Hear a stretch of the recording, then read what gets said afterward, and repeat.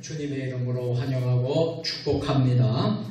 우리 함께 서로 인사하겠습니다. 오늘도 승리하셨습니다. 다 같이 사도신경으로 신앙 고백하겠습니다. 나는 전능하신 아버지 하나님 천지의 창조주를 믿습니다. 나는 그의 유일하신 아들 우리 주 예수 그리스도를 믿습니다. 그는 성령으로 잉태되어 동정녀 마리아에게 성하시고 본디오 빌라도에게 고난을 받아 십자가에 못 박혀 죽으시고 장사된 지 사흘 만에 죽은 자 가운데서 다시 살아나셨으며 하늘에 오르시어 전능하신 아버지 하나님 우편에 앉아 계시다가 거기로부터 살아있는 자와 죽은 자를 심판하러 오십니다. 나는 성령을 믿으며 거룩한 공교회와 성도의 교제와 죄를 용서받는 것과 몸의 부활과 영생을 믿습니다. 아멘. 다 같이 찬송 288장 함께 찬송 부르도록 하겠습니다. 288장.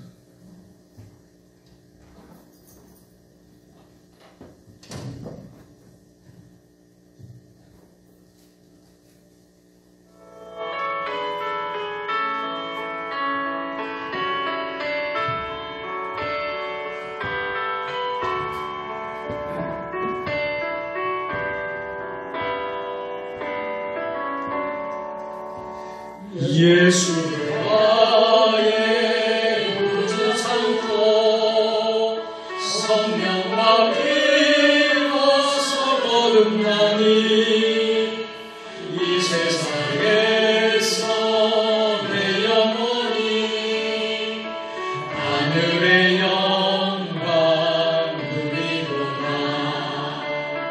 이것이 나의 가정이요 이것이 나의 찬송이세. 나 사는 동안 끊임없이 구주를 찬송하리로다. 온전히 주께 맡긴 내 영 사랑의 음성을 듣는 중에 천사를 왕래하는 것과 하늘의 영광 보리로다. 이것이 나의 간증이요 이것이 나의 찬송이세. 나 사는 동안 끊임없이 구주를 찬송하리로다.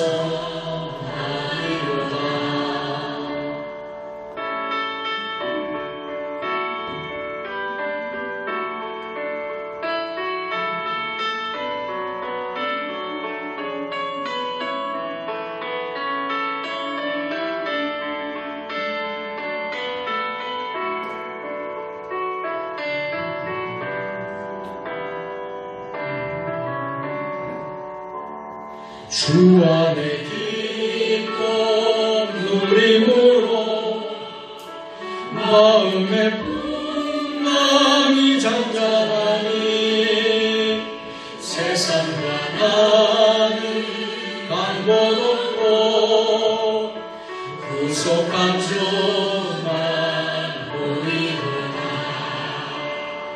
이것이 나의 이것이 나의 찬송이세. 나 사는 동안 끊임없이 구주를 찬송하리로다.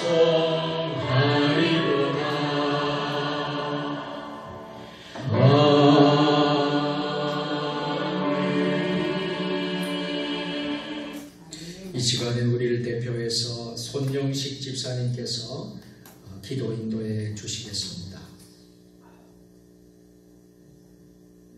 기도드리겠습니다.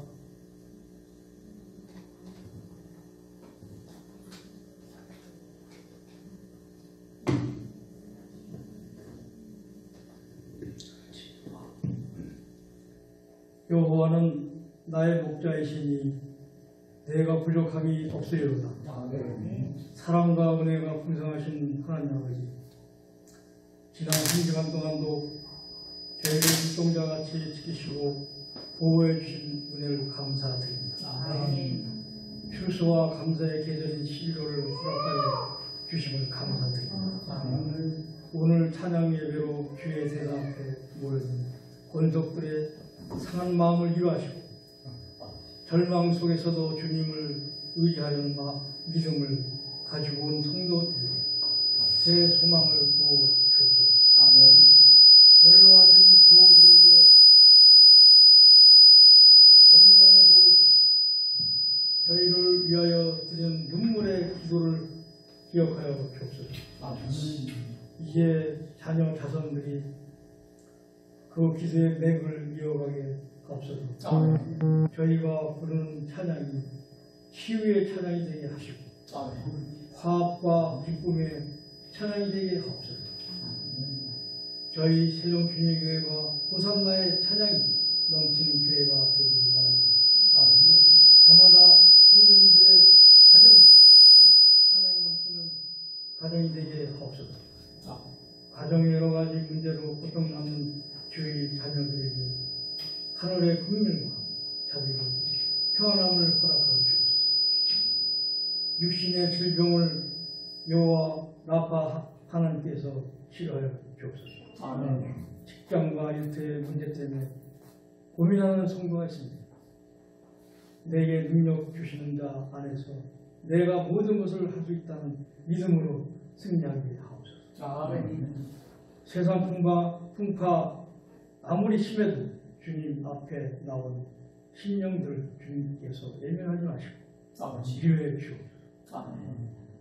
믿음이 주는 용기를 가지고 시험과 환난을 다스려가는 강력을 주옵소서. 교회가 속한 기관들을 기억하시고 수고하는 많은 봉사자들에게 주님만이 줄 수 있는 풍성한 응답을 더하여 주옵소서. 지금 위드 코로나가 진행 중인 속히 코로나19가 빨리 종식되어 나라와 민족과 교회와 가정이 모두 회복하게 하옵소서.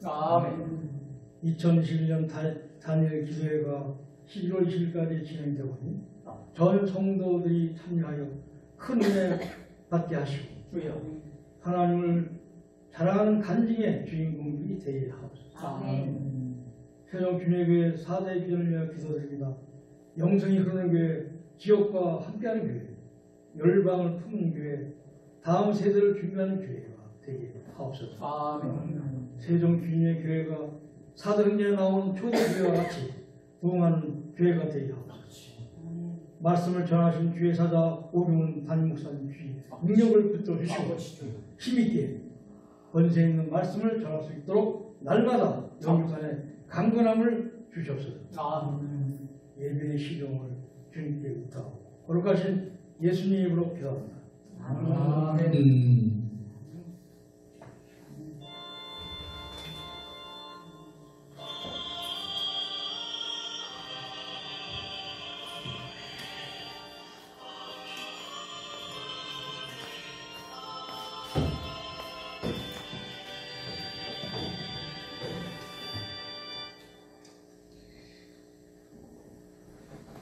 오늘 우리에게 주시는 하나님의 말씀은 신약 148면 신약성경 148면에 있습니다. 요한복음 4장 24절 말씀 한 절만 봉독하도록 하겠습니다. 다 같이 합독하겠습니다. 하나님은 영이시니 예배하는 자가 영과 진리로 예배할지니라. 아멘. 이 시간에는 특송 시간인데 특송 누구나 자유롭게 성령의 인도하심을 따라서 특송을 하고 싶은 분 말씀해 주시면 특송할 수 있도록 하겠습니다. 누구든지 찬양을 할 수 있겠습니다. 아무도 안 계시나요? 주저하지 마시고 누구든지 괜찮습니다. 또 찬양하실 분 없으신가요? 감동되시는 대로 주저하지 마시고 아무나 나오시면 되겠습니다. 우리 안성인 집사님 박수로 여기 마이크가 안 들어왔는데 마이크 좀 넣어주세요. 몇 번으로 하실 거예요? 544. 아니 그 켜주면 돼요. 옆에 두 개? 예, 두 개 다 켜면 돼요. 두 개 다. 몇 장입니까? 544장. 544장. 반주 여기 준비하겠습니다. 나오십시오. 544장. 마지막 절은 우리 다 같이 합창하겠습니다. 마지막 절 544장.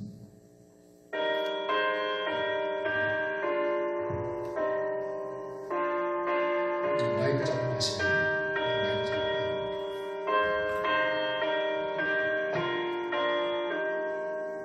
우리 인사할 때 박수 한번 해주세요.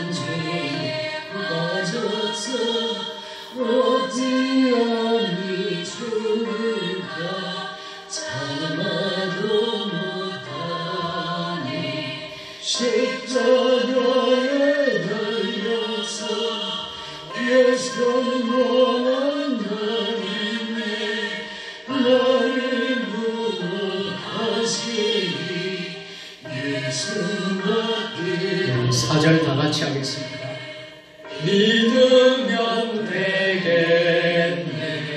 주 예수만 믿어서 그 은혜를 입고 오직 주께 나가면 영원한 삶을 얻네. 십자가에 달려서 예수 고난 당했네. 나를 구원하시리 예수밖에 없네.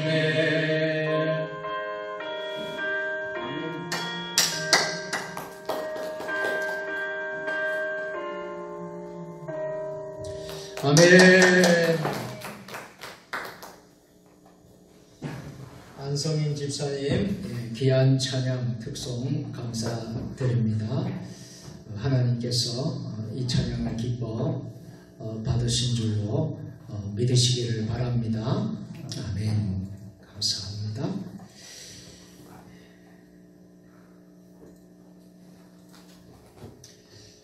오늘 오후 찬양 예배는 참된 예배라는 제목으로 함께 은혜의 말씀을 나누도록 하겠습니다. 우리 설교의 제목을 같이 따라서 해보십시다.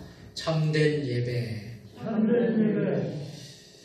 여러분, 참된 예배는 어떤 예배라고 할 수 있겠습니까?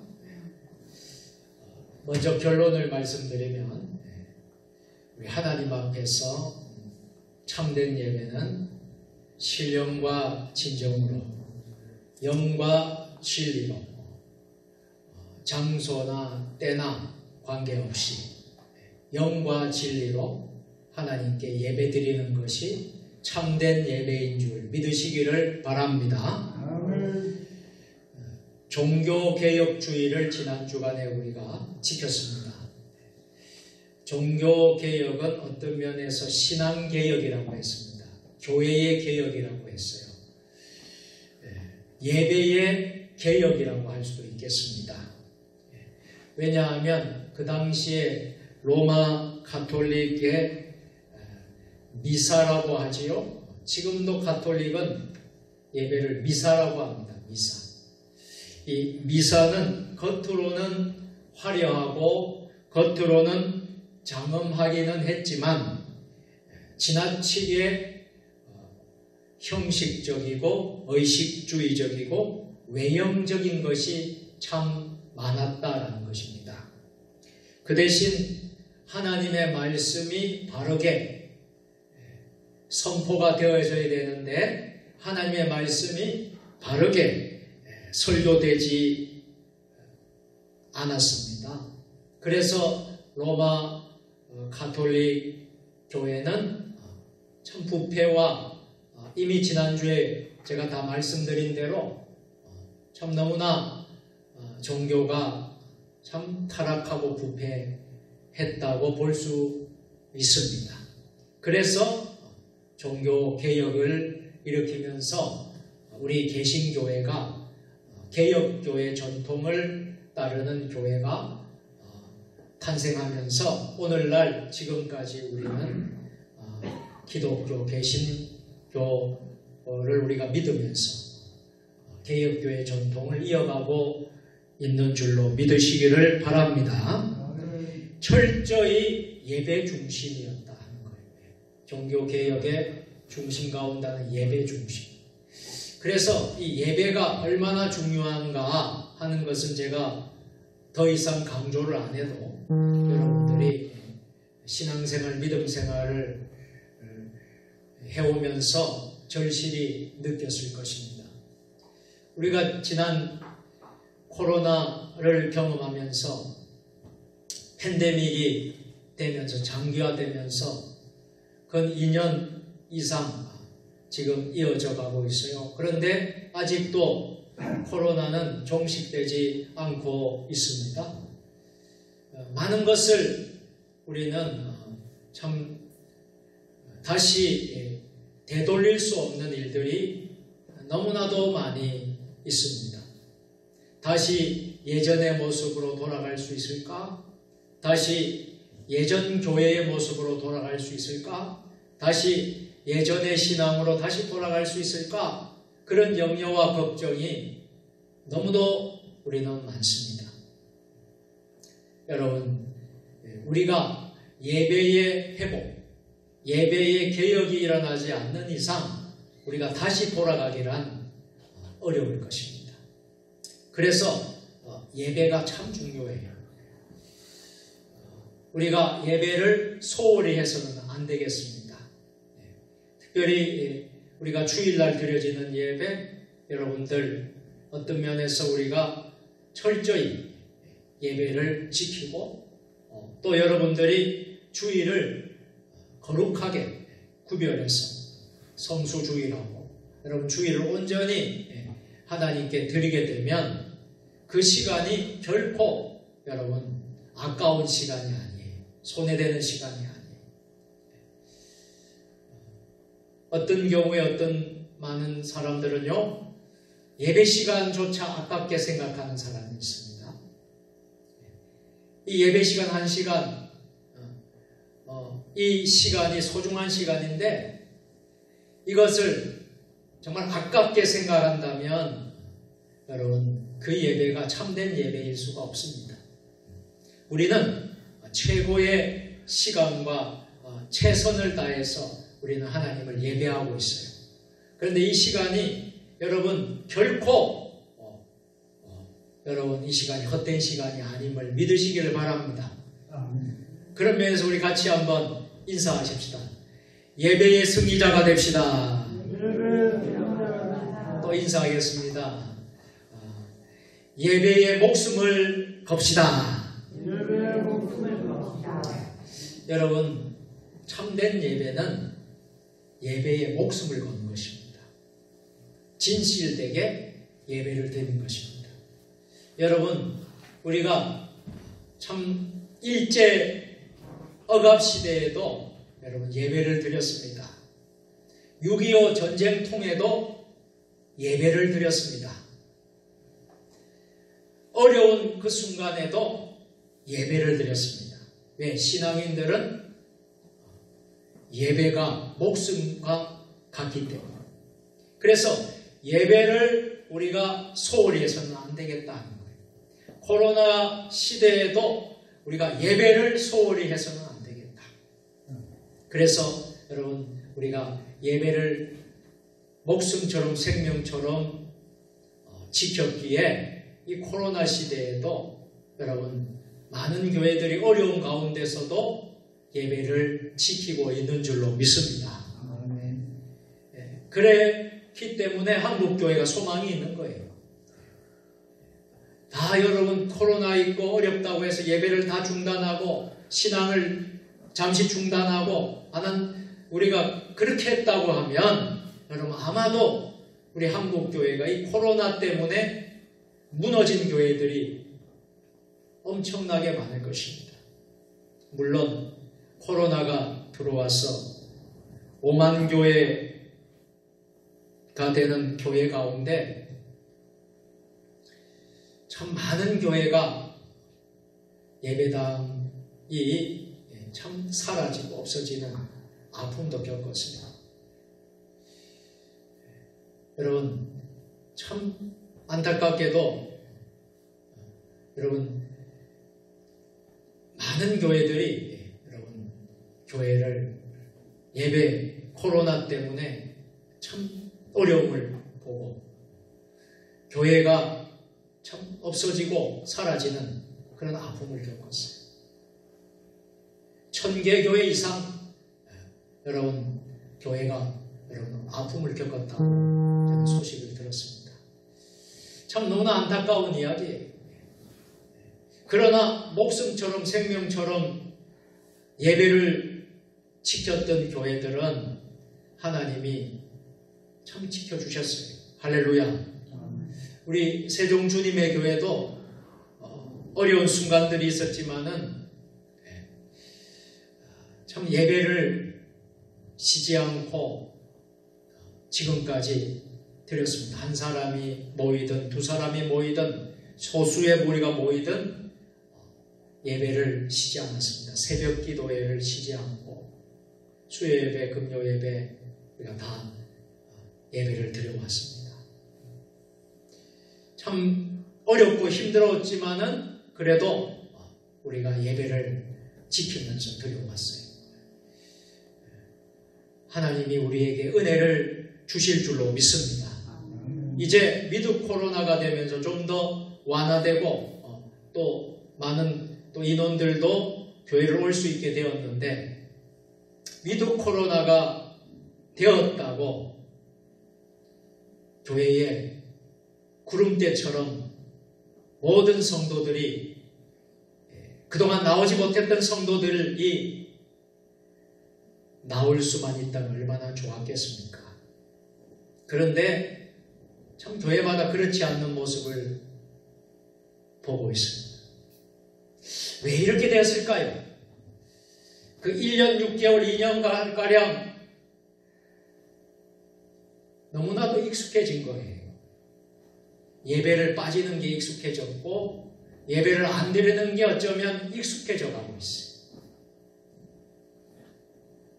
그저 온라인에 붙어서 예배 드리는 것만으로 다 했다 생각하시는 분들도 있는 것 같습니다. 그런데 참 돌아보면 온라인 예배도 제대로 안 드리는 것 같아요. 이건 저 이야기가 아니라 많은 이제 통계의 상황들을 이야기하는 것입니다. 안 오시는 분들이 온라인 예배라도 제대로 잘 드리면 좋겠는데 그렇게 하지 못하고 있다는 거예요. 그게 이제 1년, 2년 가까이 되니 이제 위드 코로나가 돼서 여러분 백신 접종자는 인원에도 포함도 안 되고 그리고 지금은 50% 자석수의 50% 다 나올 수 있게 하니 어쩌면 전 교인이 나올 수도 있는 그런 상황이 되었는데도 안 나오는 거예요. 이게 우리 교회만의 상황일까요? 아닙니다. 대형 교회, 큰 교회, 작은 교회 할 것 없이. 그래서 이 코로나 이후에 한국교회 전체 성도 수가 30% 이상이 떨어져 갔다. 30% 이상이 교회를 떠났다, 떨어졌다 하는 이야기들이 그냥 이루어진 이야기가 아니에요. 그러니 참 얼마나 시급하고 걱정스러운 일입니까? 그렇지 않습니까? 그러면 우리가 어떻게 이 모든 것을 회복할 수 있을까? 참된 예배를 드릴 수밖에 없습니다. 할렐루야. 참된 예배를 회복하지 않으면 참 어렵다. 그래서 예배가 없는 신앙이 참된 신앙이 수가 없다는 것이죠. 그래서 예배 없는 기독교는 진정한 기독교가 아니라는 거예요. 그래서 예배에 생명을 걸어라. 예배에 목숨을 걸어라. 왜요? 기독교는 예배의 종교이기 때문에. 할렐루야. 그래서 이 예배가 너무 중요한 거예요. 오늘 성경에 보니 참된 의미를 몇 가지로 이야기하는데 첫째는 예배의 장소와 때에 대한 문제를 제기하고 있습니다. 오늘 본문의 내용은 어떤 내용입니까? 예수님께서 사마리아 지역을 가시면서 사마리아 여인 사이에 오고 가는 대화의 사건입니다. 예수님은 초기에는 유대 사역을 중심으로 했었어요. 유대 사역을 다니면서 유대 지역, 유대 나라를 동네를 다니면서 사역을 하셨고 그 사역을 다 마친 후에 이제 예수님은 제1차 갈릴리 사역을 합니다. 그래서 유대 사역을 마치고 이제 갈릴리 사역을 해요. 갈릴리 지역으로 사역을 옮겨서 하시게 되는데 예루살렘을 출발해서 갈릴리로 행하시던 도중에 만난 사건입니다. 이 사건이 바로 사마리아 여인과의 만남이었습니다. 당시 유대인들은요, 사마리아 사람, 사마리아 지역을 어떻게 생각했을까요? 좋게 생각했을까요? 아니면 부정적으로 편견을 가지고 그렇게 바라봤을까요? 편견과 부정적. 사마리아 하면 사람 취급조차 하지 않았다는 것이죠. 왜 그랬느냐 하면 유대인의 선민의식이 너무나 강했어요. 그래서 유대인들만이 선택된 민족이다. 그런 사상을 많이 가지고 있었고요. 그러면서 민족적인 자존심을 가지고 있었어요.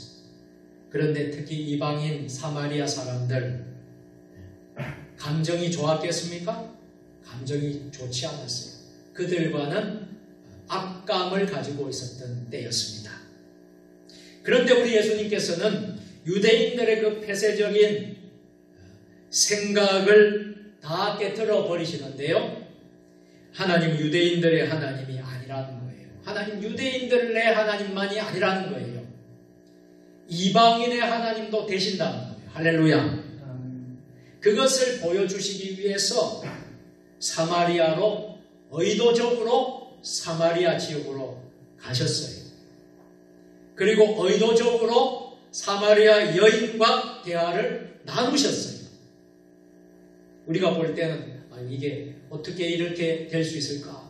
유대인들이 볼 때에 어떻게 예수라는 이가 저 사마리아 여인과 가까이 할 수 있을까? 그렇게 봤을 수도 있을 것입니다. 자, 예수님과 사마리아 여인과의 대화에서 어떤 일이 벌어집니까? 그 여인은 놀라운 것을 체험을 해요. 놀라운 변화를 받아들이게 됩니다. 참 그런 거 보면 우리가 성경은 하나도 틀린 게 없는 것 같아요. 예수님을 만나면 변화가 온다. 할렐루야. 우리가 예수님을 만나면 우리 인생이 변화가 된다. 여러분 믿습니까? 우리가 예수님을 체험하면 여러분 인생이 변화되는 거예요. 여러분 며칠 전에 차길령 대표라는 세군 에두 대표 그 대표 강사가 귀한 간증을 했는데 예수님께 붙들리니까요 놀라운 역사가 일어나요. 할렐루야. 그래서 그분이 그래 이야기하잖아요. 1시간 이상 기도. 1시간 이상 기도. 매일 1시간씩 하나님께 예배하고 기도하고 이것을 매일 빠지지 않고 한다면 그분의 인생은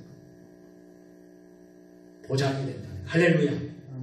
승리할 수 있는 인생이 된다는 거예요. 본인이 체험했다는 거예요. 그러니까 예수님을 만나고 예수님께 붙들린 사람은 하나님이 책임주시는 거예요. 우리 주님이 책임져 주시는 거예요. 사마리아 여인이 누구를 만났습니까? 예수님을 만났어요. 그 여인은 전에 알지 못했던 진리를 깨닫게 되었어요. 전에 알지 못했던 진정한 삶의 목표를 알게 됐어요. 예수님을 만나면서 막연하게만 느꼈던 예수님의 그 모습을 직접 체험하니, 직접 만나니 그는 놀라운 변화를 경험하게 됩니다. 사마리아 여인의 가슴에는 사마리아인 사이에 가로놓여 있는 보이지 않는 편견, 시선, 장벽, 이 모든 것이 예수님을 만나는 그 순간 다 극복이 된 줄로 믿습니다. 그전에는 예수님 만나기 전에는 사마리아 여인이 이렇게 생각을 했던 것이죠. 유대인들은 예루살렘에서만 예배를 드리는 것이다. 그리고 자기네들은 그림신 산에서만 예배를 드리는 것이다. 그렇게 생각을 했던 것이에요. 당시까지 예루살렘에서의 예배만이 정통 유대인의 예배다. 유대인의 종이다. 그렇게만 생각을 했던 시기였어요. 그런데 다른 곳에서의 예배는 이방인의 예배이기 때문에 배척당하고 인정을 받지 못하던 시대였다는 것입니다. 그때 예수님은 사마리아 여인의 그 근심적인 표정을 보시고는 이렇게 말씀하시죠. 같이 해보실까요? 요한복음 4장 21절 같이 시작. 여자여 내 말을 들으라. 이 산에서도 말고 예루살렘에서도 말고 너희가 아버지께 예배할 때가 이르니라. 아멘. 여러분 이 산에서도 말고 예루살렘 여러분 그렇게 말씀을 하고 있죠. 아버지께 예배할 때가 이르리라. 예수님의 이 땅에 예수님께서 오심으로 말미암아 예루살렘에서의 예배는 더 이상 의미가 없다는 것입니다.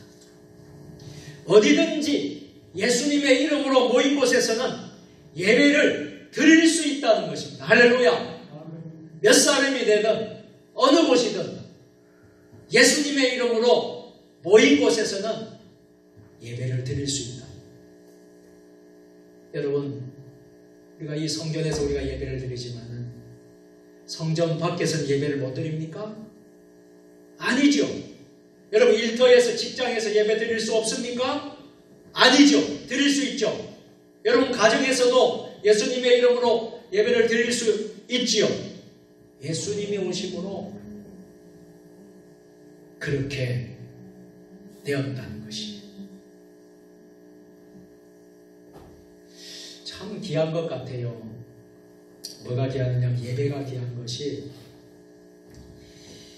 믿지 않는 사람들이 너무나 많지 않습니까?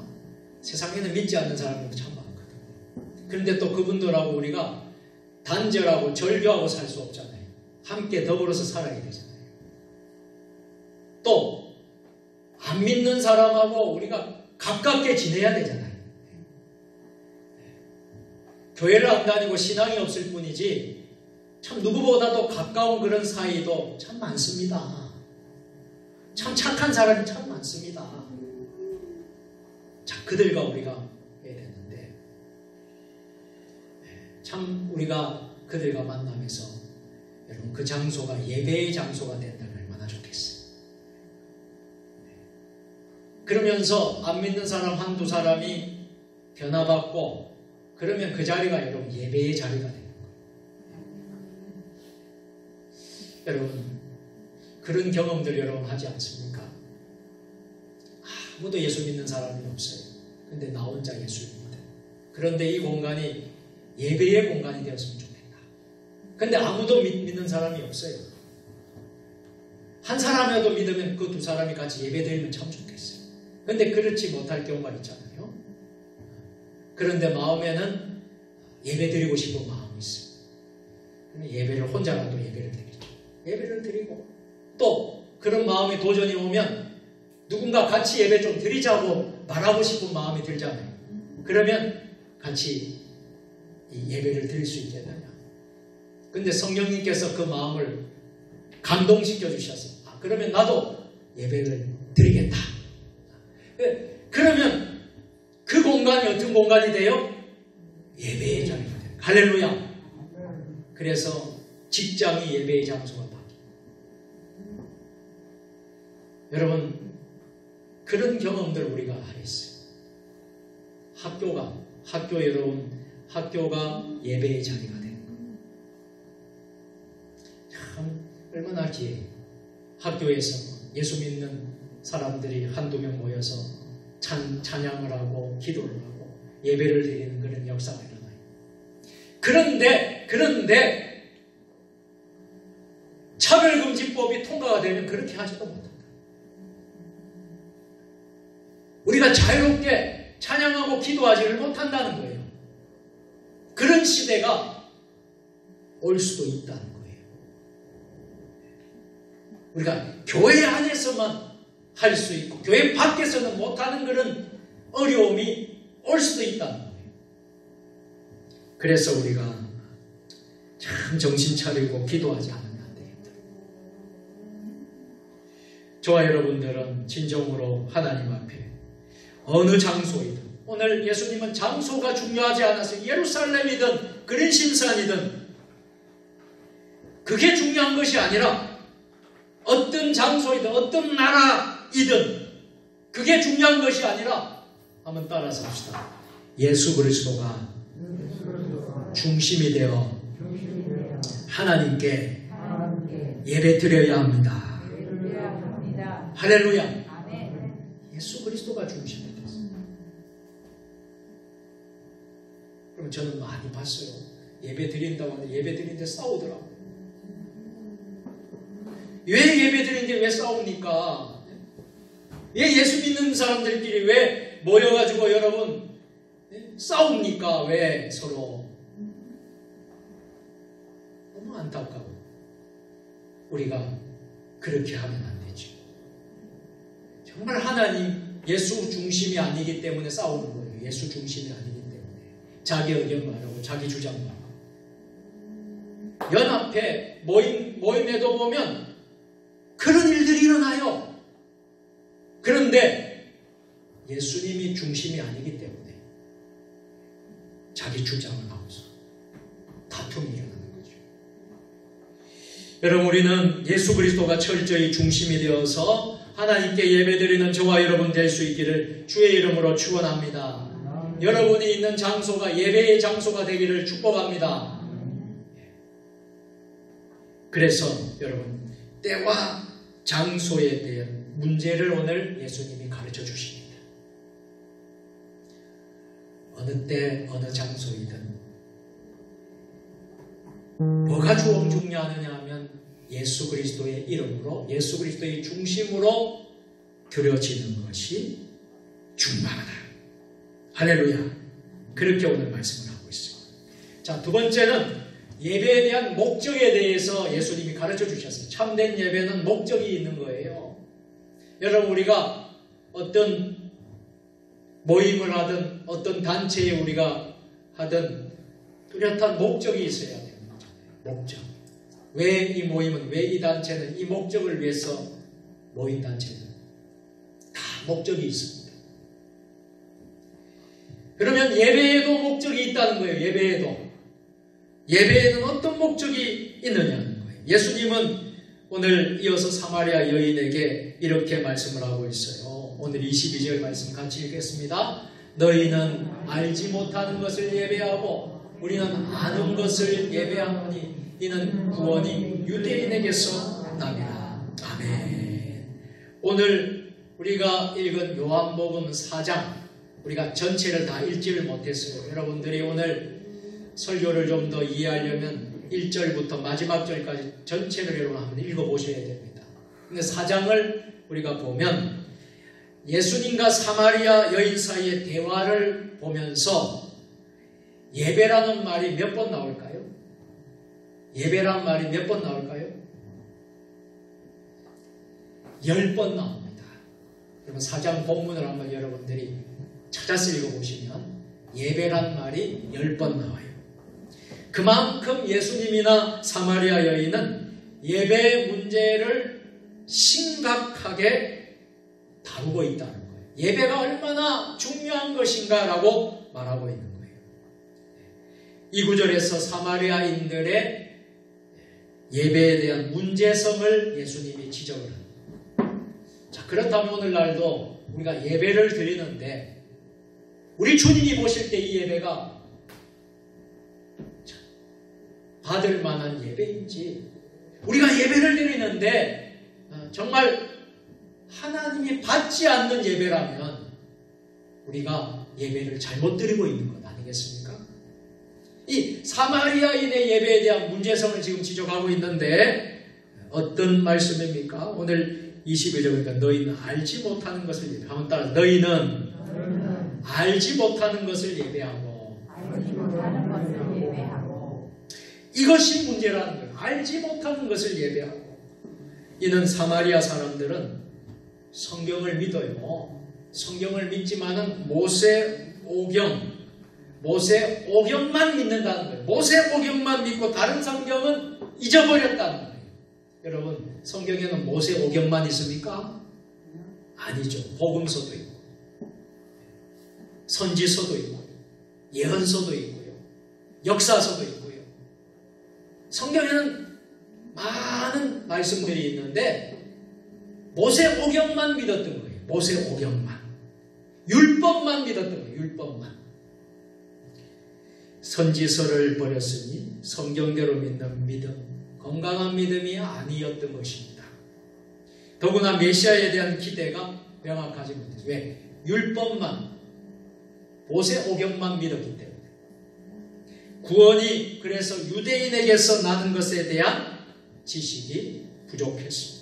이에 반해서 유대인들은 아는 것을 예배하노니, 우리는 아는 것을 예배한다고 말했어요. 적어도 유대인들은 구약 성경을 모두 받고 구원이 유대인에게서 나온다는 사실을 알고 있었다는 말씀입니다. 여러분, 세상에 있는 모든 종교에는 우리처럼 우리가 드리는 저들이 말하는 예배 행위가 있어요. 예배. 물론 우리가 드리는 예배와 다릅니다. 여러분, 우리 기독교도 예배가 있습니다. 예배가. 오늘 본문의 말씀처럼 세상 종교들은 알지 못하는 것을 예배하는 거예요. 알지 못하는. 어제도 잠깐 조치원에 나갔는데 조치원역 주변에 왔다 갔다 다니면서 하는 사람들이 있죠.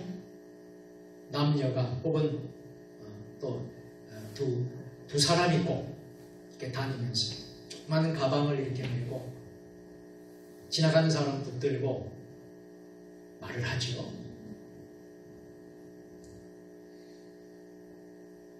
저들도 예배한다고 생각을 해요. 그런데 알지 못하는 것을 예배합니다. 알지 못하는 것을. 그런데 우리가 믿는 우리 그리스도인들, 믿는 기독교는 아는 것을 예배하는 줄 믿습니다. 세상의 종교들은 자기들의 요구와 욕망을 충족하기 위해서 예배 행위를 하지만 성경의 예배는 계시된 하나님, 알려진 하나님, 이 하나님을 예배하는 줄 믿으시기를 바랍니다. 그러니까 예배에는 중요한 하나님이 빠지면 안 돼요. 믿습니까? 우리 예수 그리스도가 빠지면 안 돼요. 예배 안에. 우리가 누구를 위해서 예배를 드려요? 우리가 그걸 잘 기억해야 돼요. 하나님이 구원의 주이심을 믿으시길 바랍니다. 하나님이 우리를 구원해 주셨다는 것을 알기 때문에 그분에게 우리는 감사와 경배와 찬양으로 예배를 올려드립니다. 우리의 예배는 막연한 예배가 아니에요. 막연하게 하는 예배가 아니에요. 그렇다고 해서 우리들의 욕망만 충족하는 예배도 아니에요. 여러분의 욕망 충족하고 여러분의 욕망을 메꾸고 충족하면 교회 안 나와도 돼요. 여러분 세상에 가셔서 여러분요 그걸 채워넣는 곳에 가셔서 하셔도 돼요. 그런데 그게 아니잖아요. 우리가 예배 드리는 것은 오직 하나님께 영광 돌리는 거 아닙니까? 할렐루야. 우리가 드리는 것은 바로 하나님의 말씀에 근거해서 계시된 하나님의 말씀에 근거해서 하나님 우리에게 주신 구원의 은혜를 감사합니다. 나를 구원해 주신 하나님 감사합니다. 나를 죽을 지옥불에 떠날 나를 살려주셔서 천국으로 인도하시는 하나님께 감사합니다. 내 인생의 목적을 알게 해주신 하나님께 감사합니다. 그래서 우리가 감사함을 하나님께 영광 올리면서 예배를 드리잖아요. 우리가 예배의 목적이 있다는 것이죠. 그런데 형식적이고요, 외식적이고요, 의식적인 예배도 문제이지만 절제 없이 자기 중심적인 예배도 문제라는 거예요. 예배는 하나님을 기쁘시게 하고 그분을 찬양하며 모든 감사와 존귀를 돌리는 것입니다. 할렐루야. 이게 예배라는 거예요. 예배. 그런데 많은 때 많아서 자기 중심적인 예배, 형식적인 예배, 외식적인 예배, 의식적인 예배 아니라는 것입니다. 그렇게 해서는 안 된다. 여러분, 하나님은 우리를 여러 가지 방법으로 만나주시고 그 가운데 하나가 하나님은 예배를 통해서 우리를 만나주시는 줄 믿습니다. 이 예배를 하는 것을 통해서 하나님을 우리가 만나는 거예요. 그래서 소중한 거예요. 어떤 경우에 우리가 말씀을 통해서 하나님을 만나기도 해요. 또 어떤 경우에서 우리는 기도를 통해서 만나기도 해요. 어떤 경우에 우리는 찬송, 찬양을 부르면서 하나님을 만나기도 해요. 어떤 경우에는 계시를 받아서 우리가 만나기도 하고, 어떤 경우에는 꿈으로 하나님이 보여주시기도 해요. 꿈으로.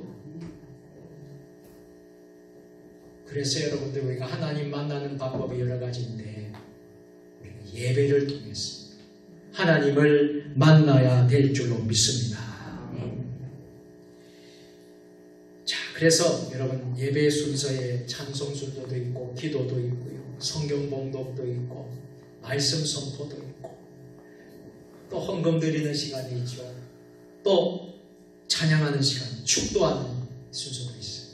이 많은 모든 예배가 예배 순서에 모든 게 골격이 됩니다. 이런 모든 순서는 목적은 하나예요. 목적은 하나예요. 우리가 왜 찬양을 합니까? 왜 우리가 물질을 드립니까? 왜 우리가 봉사를 합니까? 왜 우리가 순서를 맡아서 섬기는 목적은 하나예요. 창조주 하나님, 구속주 하나님께 영광을 돌리기 위해서, 그분께 찬양을 올려드리기 위해서. 특송하는 분이 왜 특송을 합니까? 내 목소리 자랑하려고? 내가 음악을 공부해서 이만큼 많이 배우고 음악 박사가 되고 이렇게 해서 그 목소리를 자랑하기 위해. 그것은요, 세상에 나가서 자랑하시면 돼요. 세상에 가서. 그러나 우리가 하나님 전에서 하나님을 찬양할 때는 나는 죽고 그분을 높이는 거예요. 할렐루야. 그분의 영광을 위해서 하는 거예요. 우리가 헌금을 드리는 것도 그분의 영광을 위해서 드리는 거예요. 우리가 봉사하고 섬기는 것 그분의 영광을 위해서 하는 거예요. 내가 드러나기 위해서, 나를 자랑하기 위해서, 내가 높아지기 위해서 하는 것은 하나님 결코 기뻐하시지 않는 것입니다. 마지막 세 번째로 예배의 정신의 문제를 우리가 기억해야 돼요. 예배의 정신이 있습니다. 참된 예배 드리기 위해서 예배의 정신을 우리가 알아야 돼요. 예수님께서는 사마리아 여인에게 구체적으로 예배의 정신을 알려주고 있습니다. 오늘 말씀 한번 보실까요? 23절, 24절 요한복음 4장 23절 같이 시작. 아버지께 참되게 예배하는 자들은 영과 진리로 예배할 때가 곧 이때라. 아버지께서는 자기에게 이렇게 예배하는 자들을 찾으십니다. 하나님은 영이시니 예배하는 자가 영과 진리로 예배할지니라. 아멘. 예수님께서 이 말씀을 통해서 예배의 원리를 알려주고 있어요. 아주 정확한 대답을 해주시는 것입니다. 본문 말씀에 계시하신 대로 하나님께서는 자기에게 예배하는 자를 찾으신다. 예배하는 자를 찾으신다. 오늘도 지금 이 시대에도 하나님은 예배자를 찾으십니다. 그러니 여러분들이 얼마나 복받은 사람입니까? 여러분들이 얼마나 여러분들 축복을 받은 사람입니까? 지금 여러분들이 뭘 하고 있습니까? 예배 드리고 있어요. 하나님은 누구를 찾고 있어요? 예배하는 자를 찾고 있는 거예요.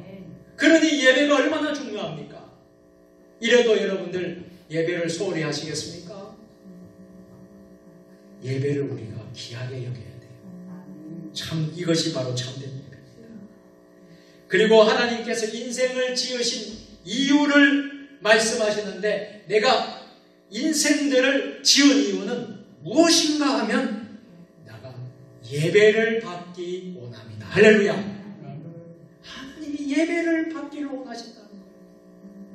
그런데 여러분 정성을 다해서 최선을 다해서 진실을 다해서 여러분들이 온 혼신을 다해서 목숨을 걸고 생명을 걸고 하나님께 예배드린다고 생각해 보세요. 그 하나님 마음이 어떠시겠습니까? 그 예배를 하나님이 얼마나 감격하시면서 기뻐하시지 않겠어요? 우리는 여러분 너무 예배를 쉽게 생각합니다. 또 어떤 때는 너무 예배를 쉽게 드려요. 쉽게. 제가 쉽게라는 표현이 좀 여러분 좀 어색할 수도 있겠지만은요. 너무 여러분 우리가 소홀하게 편안하게 그렇게 드리고 있지 않습니까? 만일에 여러분 어제 우리 이옥 선교사가 북한에 탈출하고 탈북을 한 분이 간증을 했는데 참 눈물이 나더만 참 몇 번 죽을 고비도 넘다. 그 간증을 들으니까 참 살아있다는 게 기적입니다. 할렐루야. 살아있다는 하나님 은혜잖아요. 여러분 우리가 지금 이 자리에 대한민국 세종시 우리 세종 주님에 의해서 여러분 예배를 드리고 있지만 여러분들이 북한 땅 여러분 그곳에서 예배 드린다고 생각해봐요. 자유롭게 드릴 수 있습니까? 마음대로 할 수 있습니까? 거기는요 목숨 걸고 생명 걸고 예배를 드립니다. 지하에서 우리는 너무 편하게 예배 드리고 있지 않습니까? 추우면 히터 틀고 예배 드리고 더우면 에어컨 틀고 예배 드리고 훨씬 좋은 그런 환경에서 예배를 드리는데 우리는 예배를 어떻게 드리고 있어요? 참 우리가 정말 진정으로 영과 진정으로 예배 드리고 있는가? 여러분 예배의 정신을 회복할 수 있기를 주의 이름으로 축원합니다. 그렇다면 참된 예배는 무엇입니까? 신령한 예배인 줄 믿습니다. 신령한 예배는 어떤 예배입니까? 영적인 예배인 줄 믿습니다. 그것은 하나님께 예배드리는 것입니다. 하나님 어떤 민족도 어떤 나라도 어떤 지방에서 독점할 것이 아니라 예루살렘 그린심산이 중요한 것이 아니라 어디서 누구든지 성령으로 거듭난 자에는 하나님께 예배를 드릴 수 있는 줄로 믿습니다. 성령으로 거듭난 사람은 하나님을 사랑합니다. 하나님의 말씀을 사랑합니다. 하나님을 순종하기를 좋아합니다. 성령으로 거듭난 사람은 참된 예배를 드리기를 원합니다. 신령한 예배는 영적 예배라고 했습니다. 영적 예배는 형식적인 예배가 아니라는 것입니다. 교회 올 때 참 여러분들 형식적으로 성경책을 이렇게 끼고 여러분 이렇게 보여주기 위해서 하는 것이 아닙니다. 성경책은 여러분 영혼의 양식이라 있기 때문에 우리가 밥 세 끼를 꼬박꼬박 챙겨서 먹듯이 영혼의 양식 하나님의 말씀을 꼬박꼬박 챙겨서 먹어야 돼요. 그런데 여러분 얼마나 한 주 동안 꼬박꼬박 여러분 영혼의 양식을 잘 챙겨 먹고 있습니까? 밥은 빠지지 않고 잘 먹잖아요. 식사는. 그런데 영혼의 양식은 어떻습니까? 여러분 우리가 제대로 우리가 해야 되지 않겠습니까? 하나님 말씀. 주일 지키기 위해서요. 바쁘게 우리가 살아요. 바쁘게 여러분 얼마나 바쁩니까? 바쁘게 사는데 정말 하나님을 만나는 시간 얼마나 우리가 가집니까? 내가 돈 버는데 바쁘고 직장생활에 바쁘고 만나는데 바쁘고 어디 다니는데 바쁘고 얼마나 바쁩니까? 그런데 진정 하나님께 바치는 하나님께 드리는 시간은 얼마나 되느냐? 그저 주일날 여러분들 오셔서 그래서야 아이고 하나님 죄송합니다. 이제서야 성경 처음 봅니다.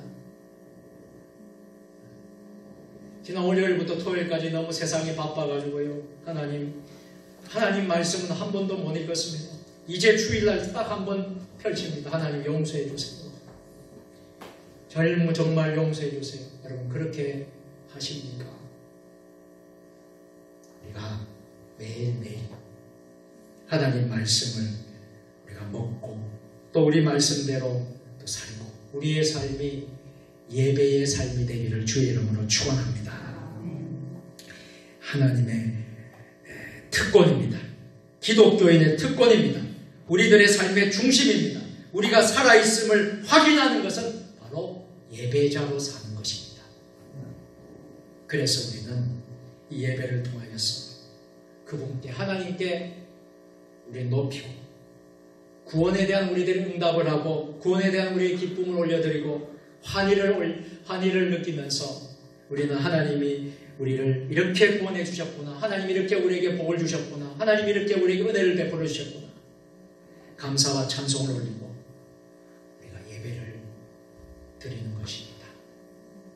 그것이 바로 여러분 참된 예배입니다. 저와 여러분들의 참된 예배를 신령과 진정으로 드리면서 우리 남은 생애를 주님과 더불어서 복되게 사는 우리 모두가 되기를 주의 이름으로 축원합니다.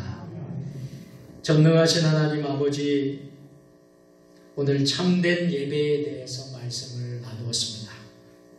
영과 진리로 참된 예배를 드리는 주님의 자녀들 되게 하여 주옵소서. 예수님의 이름으로 기도드리옵나이다. 아멘.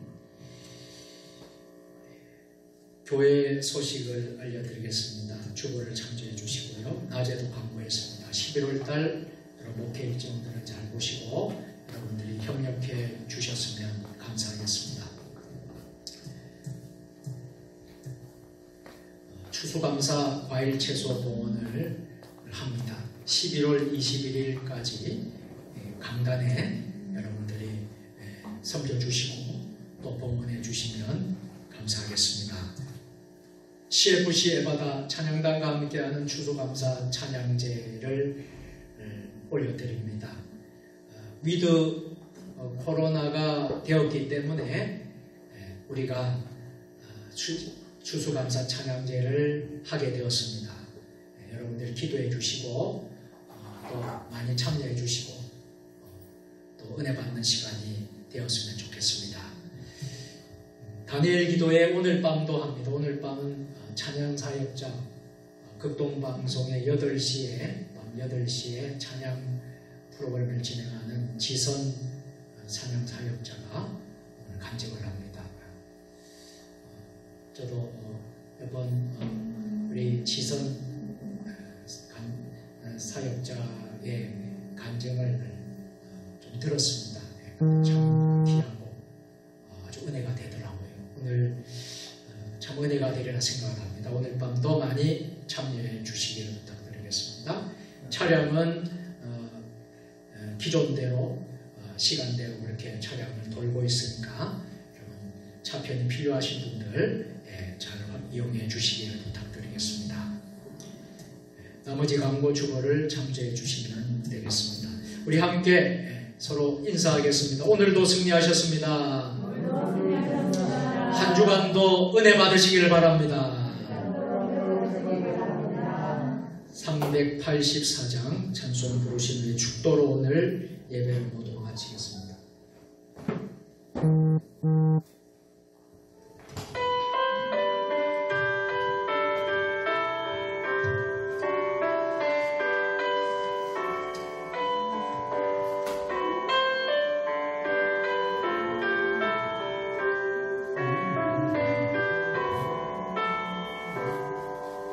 너의 갈 길 나가도록 예수 인도하시니 내 주 안에 있는 분들 어찌여시 말이요 믿음으로 사는 자는 하늘 위로 받겠네.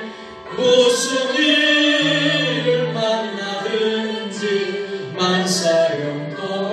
만사형통하리라.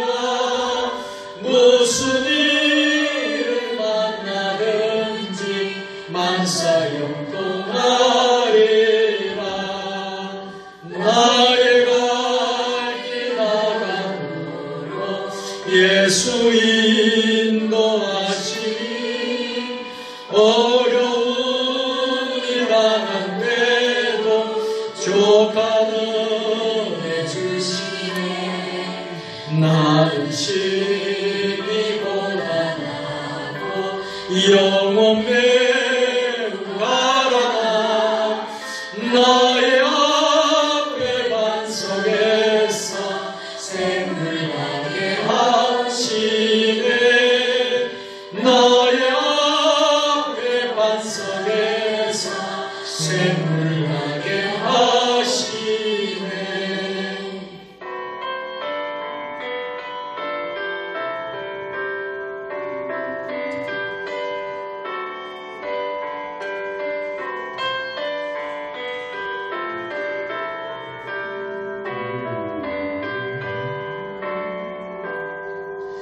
너의 갈 길 나가도록 예수 인도하시니 그의 사랑 어디건지 말로 알 수 없도다. 성령 감화 받으며 하늘 나아갈 때에 영영 부를 나의 찬송 예수 인도하셔.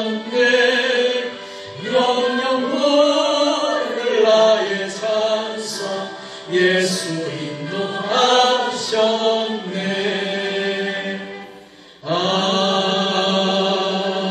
아멘. 기도하시겠습니다.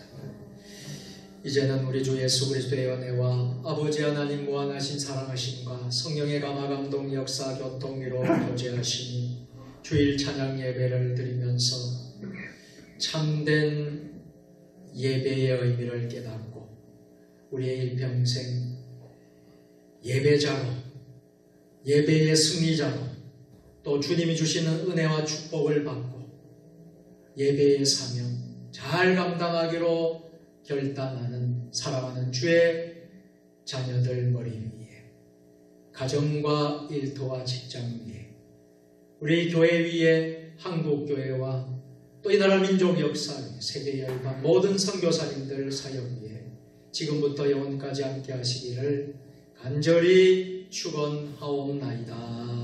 아멘.